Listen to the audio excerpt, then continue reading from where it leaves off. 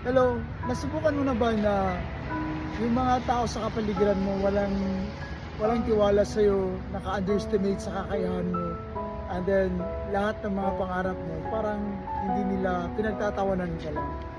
At saka wala talaga silang believe sa iyo. Hayaan mo lang sila, guys.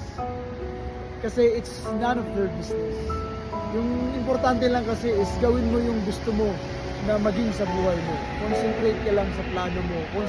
Concentrate ka lang sa pag-aaral. Concentrate ka lang sa mga gusto mo sa buhay. Let the people around you, kung ano yung sasabihin nila. Total, kanya-kanya naman tayo ng buhay. Kasi at the end of the day, ikaw din yung gagawa, ikaw yung kikilos para sa mga pangarap mo. Kaya keep going lang, makukuha mo rin kagaya ng mga nakuha ko sa buhay. Kaya huwag mo silang pansinin, hayaan mo sila. Kumbaga, hindi sila nakakatulong sa'yo. Doon ka sa mga taong positive para sa'yo at sa mga taong susuporta sa'yo.